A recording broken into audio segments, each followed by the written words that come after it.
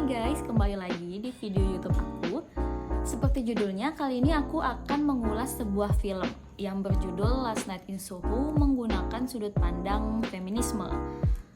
Karena sekarang kita sedang berada di bulan November yang lebih banyak akan merayakan Halloween di sebagian besar dunia. Jadi suasana-suasana itu rada-rada spooky, rada-rada horor dan scary. Jadi menurut aku untuk mengulas sebuah film horor itu menarik. Nah, film yang akan dibahas tadi berjudul Last Night in Soho. Film ini sebenarnya film yang terbit tahun lalu, 2021, tepatnya di bulan November. Film ini sendiri menurut aku jalan ceritanya itu menarik, dibintangi aktor-aktor ternama juga, dan ada nilai-nilai feminismenya seperti itu. Film ini mengemas nilai-nilai feminisme itu dengan apik, hingga kita sebagai penonton itu mungkin tidak sadar bahwa ada nilai-nilai feminisme itu. Tapi kita menonton film itu, kita juga dengan tidak sadar menerima nilai-nilai tersebut, dan semoga kita jadi aware ya terhadap kesetaraan gender di ruang publik khususnya.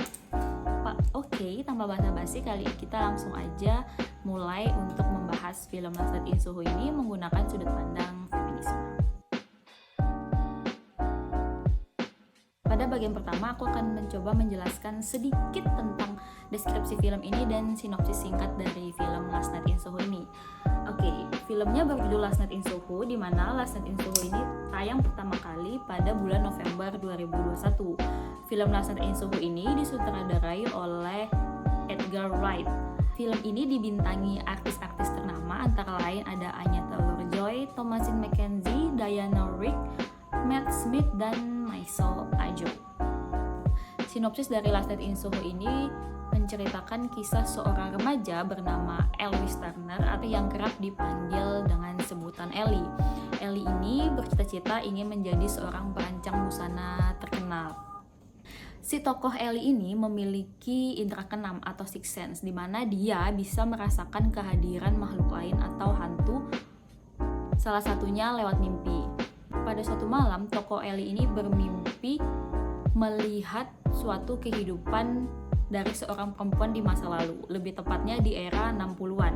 Perempuan yang dilihat di dalam mimpi Ellie ini adalah kehidupan Sandy. Sandy ini diperankan oleh Anya Taylor-Joy, yang dia adalah seorang wanita yang berparas cantik, bertalenta, dan bercita-cita ingin menjadi seorang penyanyi. Ellie yang melihat kehidupan Sandy ini merasa kagum banget nih dengan sosok si Sandy, yang dimana dia adalah perempuan yang berani, independen, dan sangat percaya diri. Sehingga Ellie menjadikan Sandy sebagai inspirasinya di dalam merancang busana-busana karyanya. Tapi kehidupan Sandy itu ternyata tidak berjalan dengan mulus. Sandy di dalam usahanya ingin menjadi seorang penyanyi, dia didampingi oleh kekasihnya yang diperankan oleh Matt Smith bernama Jack. Tokoh Jack ini sendiri selalu mengiming-imingi Sandy bahwa dia akan membantu Sandy untuk menggapai cita-citanya menjadi seorang penyanyi terkenal. Namun, keadaan itu jauh dari apa yang terjadi, di mana Jack mengelabui Sandy dan akhirnya menjual Sandy kepada laki-laki hidung belang. Jack mengatakan kepada Sandy bahwa dia harus melewati fase ini untuk menggapai cita-citanya menjadi seorang penyanyi, dan tidak ada orang lain yang mampu membantu Sandy untuk menggapai cita-citanya itu selain Jack ini. Ellie yang melihat kehidupan Sandy ini merasa prihatin, dan dia berusaha untuk membantu tokoh Sandy ini. Hingga pada suatu malam, Ellie yang kembali melihat kehidupan Sandy ini melihat sebuah adegan yang berdarah, di mana di dalam penglihatan Ellie, ia melihat Sandy ini sedang terlibat perkelahian dengan kekasihnya, Jack. Ia melihat mereka sedang berkelahi menggunakan sebuah pisau, dan banyak sekali adegan berdarah yang terjadi yang dilihat oleh Ellie. Sehingga ketika Ellie terbangun dari mimpinya, dia berkesimpulan bahwa Sandy telah terbunuh oleh kekasihnya itu. Oleh karena itu, arwah Sandy berusaha untuk mengkotak Ellie untuk mencari bantuan. Dari pendapat Ellie tersebut, akhirnya Ellie berusaha untuk mencari keadilan untuk Sandy. Dari sinopsis cerita Last Night in Soho ini, kita bisa melihat bahwa terdapat dua tokoh utama di dalam film ini dan dua setting tahun. Tokoh utamanya adalah Sandy dan Ellie. Ellie, sedangkan setting tahunnya adalah tahun 60-an di mana Sandy hidup, dan tahun sekarang atau masa sekarang di tempat Ellie berada. Dari dua setting tahun ini kita akan mencoba melihat bagaimana sih keadaan perempuan di era 60-an dan era sekarang menggunakan pandangan feminisme. Definisi dari feminisme sendiri merupakan serangkaian gerakan sosial, gerakan politik, dan ideologi yang memiliki tujuan yang sama, yaitu untuk membangun dan mencapai kesetaraan gender di ruang lingkup politik, ekonomi, pribadi, dan sosial. Lalu bagaimana gerakan feminisme yang ada di tahun 60-an? Pada tahun 60-an terjadi gerakan feminisme gelombang kedua, di mana pada era 60-an perempuan lekat dikaitkan dengan tugas-tugas domestik ataupun pekerjaan-pekerjaan yang bersifat feminim, seperti contohnya menjadi sekretaris, guru, ataupun perawat. Perempuan di era tersebut juga masih bergulat atau berjuang melawan stereotip masyarakat yang masih keras yang melekat pada diri perempuan, sehingga perempuan masih dianggap lian atau the other, di mana artinya tidak ada. Perempuan pada era tersebut akan dipandang sebelah mata jika dia tidak melekatkan diri pada sesuatu yang superior, contohnya pernikahan. Dampak dari dogma ini menciptakan perspektif bahwa perempuan yang belum menikah itu akan dianggap perawan tua, sehingga dari perspektif tersebut membuat perempuan memiliki pandangan bahwa ia harus mempertahankan pernikahan untuk tetap mendapatkan nilai dan posisi di masyarakat, seperti itu. Meskipun ya di dalam sebuah pernikahan ketika di era tersebut nilai perempuan itu juga tetap hilang. Mengapa? Karena ketika perempuan menikah, dia cenderung dipanggil dengan sebutan istri dari bapak ini atau ibu dari anak ini, dari anak A dan B, seperti itu. Salah satu tokoh feminisme yang gencar sekali untuk memperjuangkan kesetaraan gender di era 60-an ini yaitu Betty Friedan. Betty Friedan ini menulis buku yang berjudul Feministic, di mana di dalam buku tersebut dia berpendapat bahwa terlalu banyak mitos-mitos tentang perempuan yang sebenarnya tidak benar, sehingga perempuan itu selalu merasa kurang jika dia tidak mengikuti stereotip atau bagaimana pandangan terhadap perempuan di era tersebut. Betty Friedan sendiri menganjurkan bahwa perempuan harus bisa melawan dogma-dogma atau narasi-narasi tersebut untuk bisa bebas. Kita harus melihat perempuan sebagai manusia, bukan sebagai makhluk level kelas 2 setelah laki-laki. Di era 60-an ini juga terjadi beberapa pencapaian untuk menuju kesetaraan gender, diantaranya sudah ada peraturan untuk menggunakan pil KB untuk perempuan, dan di beberapa negara seperti negara liberal Amerika contohnya sudah melegalkan aborsi, yang dimana kita bisa mengambil makna dari situ bahwa perempuan memiliki hak terhadap tubuhnya sendiri. Di era 60-an sendiri perempuan juga sudah berusaha untuk mendobrak stereotip-stereotip yang ada, dan ada beberapa perempuan yang sudah bekerja di ranah yang banyak didominasi oleh laki-laki seperti politik, sosial, dan ekonomi.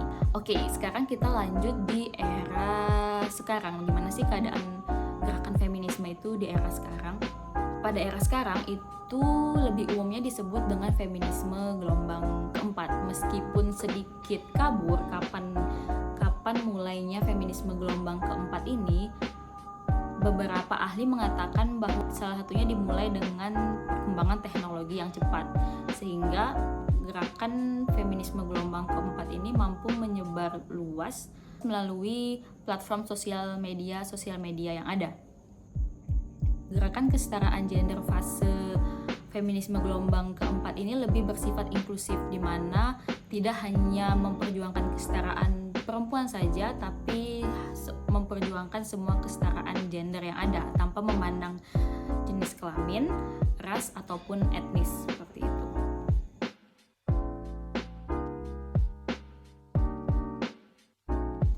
Oke, kali ini kita akan masuk ke pembahasan. Seperti tadi kita sudah menjelaskan bagaimana sih keadaan feminisme di dua fase, di dua era, yaitu era 60-an dan era sekarang.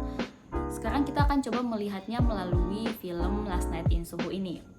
Dari kehidupan Sandy yang hidup di era 60-an, kita dapat melihat bahwa perempuan sudah bebas untuk mencari pekerjaan di luar area domestik atau di luar dari rumah atau tanggung jawabnya sebagai ibu, anak, dan lain sebagainya. Dari kehidupan tokoh Sandy sendiri kita dapat melihat bahwa di era 60-an ini perempuan memang sudah memiliki akses untuk mencari pekerjaan atau untuk mengaktualisasi diri di luar daerah domestik. Kita dapat melihat bagaimana Sandy berusaha untuk menggapai cita-citanya menjadi seorang penyanyi. Namun, kita juga bisa melihat bahwa masih banyak stereotip negatif atau pandangan misoginis perempuan merupakan makhluk kelas 2 itu masih kental di dalam masyarakat. Hal ini kita dapat melihat dari hubungan Sandy dengan kekasihnya Jack, di mana Sandy yang ingin bercita-cita menjadi seorang penyanyi tapi akhirnya dikelabui oleh Jack. Dari situ kita bisa melihat bahwa dalam pandangan tokoh si Jack ini, dia merasa Sandy tidak akan mampu melakukan apapun tanpa dirinya. Dari situ kita bisa melihat bahwa perempuan di situ masih belum bebas dan laki-laki masih berusaha untuk mengontrol apa yang diinginkan oleh perempuan. Dari penggambaran tersebut juga kita bisa melihat bahwa masyarakat di era 60-an masih melihat perempuan itu sebagai objek yang mampu dikendalikan dan dinarasikan sesuka mereka. Meskipun pada waktu itu Sandy adalah tokoh yang kita dapat mengatakan dia sebagai tokoh perempuan yang superior karena dia tidak hanya cantik tapi juga berbakat, seperti itu. Dominasi narasi misoginis di ruang publik ini akhirnya membuat perempuan takut untuk mempercayai laki-laki. Hal ini kita dapat melihat dari bagaimana di dalam film Last Night in Soho ini terlihat ada seorang laki-laki yang dia bekerja sebagai polisi berusaha untuk menolong Sandy. Namun Sandy dengan tegas menolak pertolongan dari laki-laki tersebut karena ia belajar dari pengalaman yang sudah-sudah dimana. Lalu gimana nih dengan kehidupan tokoh Ellie? Nah, sebagaimana main goals dari feminisme gelombang keempat, kita bisa melihat bahwa Ellie bisa dikatakan lebih mudah kehidupannya dibandingkan tokoh Sandy. Dimana seperti yang kita ketahui bahwa Ellie yang memiliki indera keenam ini atau kekuatan spiritual itu justru masih memiliki kesempatan untuk mengaktualisasi diri di ruang publik. Keunikan dan kelebihan yang dimiliki oleh tokoh Ellie ini pada beberapa dekade kebelakang cenderung bersifat negatif loh, dan bahkan dijuluki sebagai orang aneh, monster, penyihir, dukun, dan sebutan lainnya. Tindakan penyematan nama sedemikian rupa yang terjadi terhadap perempuan sebenarnya itu sudah terjadi bertahun-tahun lamanya. Sadar atau tidak, jika kalian menonton film-film zaman dulu atau nggak usah jauh-jauh, ibaratnya kita menonton film Disney zaman dahulu, kita akan melihat bagaimana banyak sekali sosok villain atau sosok pemeran antagonis di Disney ini rata-rata mereka adalah perempuan. Contohnya Maleficent, ibu tirinya Snow White, ibu tirinya Cinderella, lalu ada Ursula di Little Mermaid, dan bahkan di perfilman Indonesia juga seperti itu. Entah akan menjadi nenek sihir atau contohnya di cerita 1001 Malam Nirmala itu ada Pipiot, seperti itu, dan masih banyak lagi. Secara tidak langsung itu membuat alam bawah sadar kita berpikir bahwa perempuan yang sedemikian rupa itu adalah perempuan yang jahat atau merupakan sosok yang tidak pantas ada di dalam masyarakat. Tapi sebenarnya kalau kalian melihat ciri-ciri dari villain yang tadi aku sebutkan, kalian merasa nggak sih bahwa itu mereka adalah rata-rata merupakan perempuan yang pintar atau kuat di bidangnya, sehingga dari situ kita bisa melihat bahwa sebenarnya tujuan dari memvillainkan atau melabelkan perempuan yang pintar atau yang memiliki kelebihan atau anugerah menjadi sosok yang jahat adalah untuk tetap mengekang perempuan itu sendiri. Nah, juga terjadi pada Sandy, yang dimana Sandy adalah tokoh yang cantik dan bertalenta. Nah, oke, kembali fokus ke tokoh Ellie di film ini, dimana Ellie yang hidup di era sekarang dengan semua kriteria yang dia miliki, dengan dia lebih banyak memiliki kesempatan untuk mengaktualisasi diri atau untuk menggapai cita-citanya. Jika sebenarnya kita bisa membandingkan Ellie dengan Sandy, mungkin kita akan bisa melihat bahwa Sandy lebih powerful dibandingkan Ellie. Namun Sandy berada di era 60-an yang masih kental akan dogma dan narasi misoginis, sehingga kita bisa melihat bahwa kehidupan Ellie jauh lebih beruntung daripada kehidupan Sandy. Dan apa yang dirasakan oleh Ellie yang hidup di zaman modern ini itu sejalan dengan pandangan feminisme atau tujuan feminisme gelombang keempat tadi, yang berusaha untuk mencapai keadilan bagi semua kalangan masyarakat tanpa memandang ras, gender, status, ataupun etnis, seperti itu.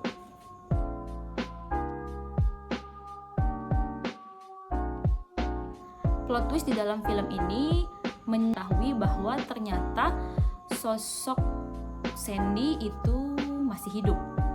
Dari fakta tersebut kita bisa mengetahui meminta tolong kepada Ellie itu bukanlah arwah Sandy, tapi melainkan arwah-arwah para lelaki hidung belang yang telah dibunuh oleh Sandy itu sendiri. Dari ilustrasi atau deskripsi dari film ini kita bisa melihat bahwa film ini itu berusaha untuk mendekonstruksi narasi gender yang stereotip, di mana perempuan yang selalu dinarasikan lemah dan laki-laki yang selalu dinarasikan tinggi itu terdekonstruksi berbalik menjadi perempuan itu sebenarnya tidak selalu lemah atau tidak berdaya, seperti itu. Plot twist ini tuh benar-benar membuka pikiran kita bahwa sebenarnya tidak ada yang benar-benar spesifik di dalam sebuah karakteristik suatu gender, seperti itu.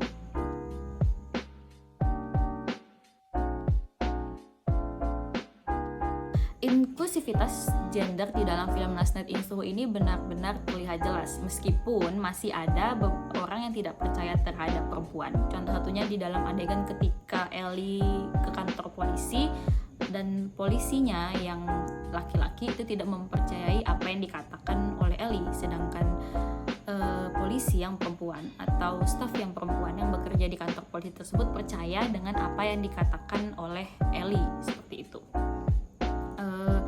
Contoh lain yang diberikan di dalam film ini adalah kekasih dari tokoh Ellie ini sendiri, di mana kekasih Ellie sendiri merupakan laki-laki berkulit hitam.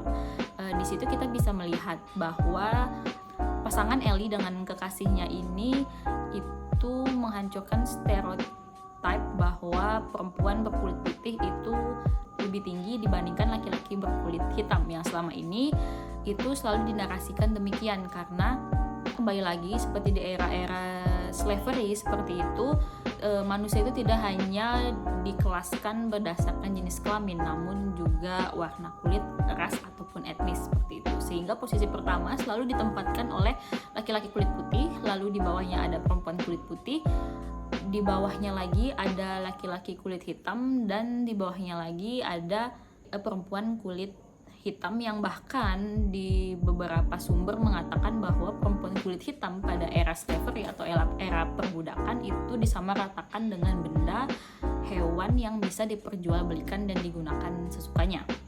Nah, dari contoh hubungan Ellie dan kekasihnya ini memperlihatkan bahwa era sekarang itu sudah tidak ada batasan yang sedemikian rupa.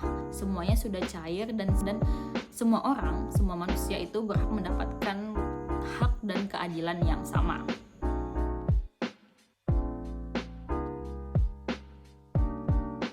Oke, sekarang kita sampai ke bagian kesimpulan. Menurut kalian kesimpulan dari penjelasan film Last Night in Soho ini dengan sudut pandang feminisme ini apa sih? Satu, yang kita ketahui bahwa revolusi gender itu sudah bergerak maju dan lebih luas.